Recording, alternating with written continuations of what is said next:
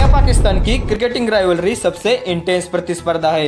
ये दोनों टीम्स एक दूसरे को कड़ी टक्कर देने के लिए जाने जाते हैं। इसमें खिलाड़ियों में झगड़े भी होते हैं। सिर्फ क्रिकेटर्स ही नहीं बल्कि फैंस भी आपस में भिड़ जाते हैं। इस राइवलरी में पॉलिटिकल अप्रोच भी महत्वपूर्ण भूमिका बजाता है। तो दोस्तों, इंडिया पाकिस्तान क्रिकेटिंग इतिहास की सारी महत्वपूर्ण जानकारी हम जानेंगे।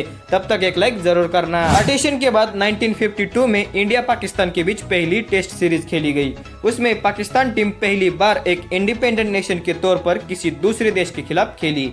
वो टेस्ट सीरीज इंडिया 2-1 से जीता था। उस सीरीज में एक इंटरेस्टिंग बात ये थी कि आमिर इलाही और अब्दुल हफीज कारदार पहले इंडिया के लिए खेलते थे। 1952 और 1955 के दौरे पर वे इंडिया के खिलाफ पाकिस्तान के लिए खेले।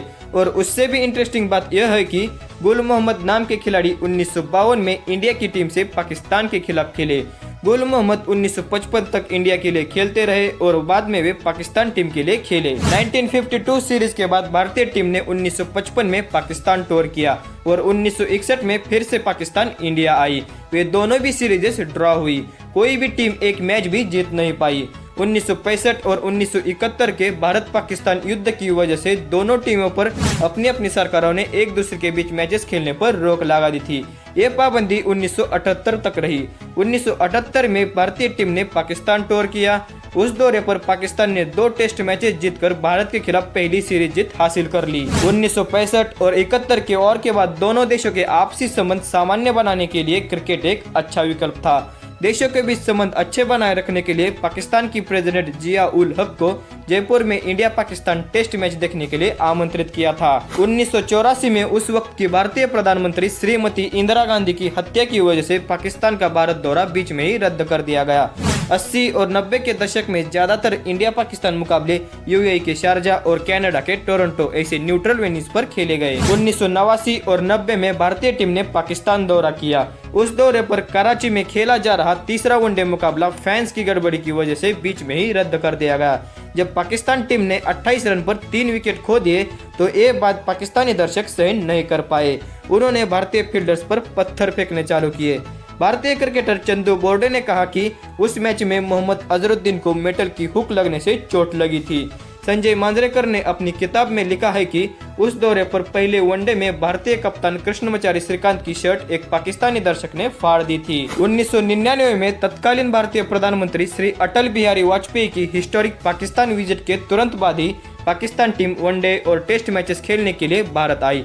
साल के अंत तक कारगिल वॉर की वजह से दोनों देशों के बीच क्रिकेट फिर से बंद हो गया। 2003 में पीएम वाजपेयी के शांति प्रस्ताव के कारण भारतीय टीम को लगभग 15 साल बाद पाकिस्तान का दौरा करना पड़ा।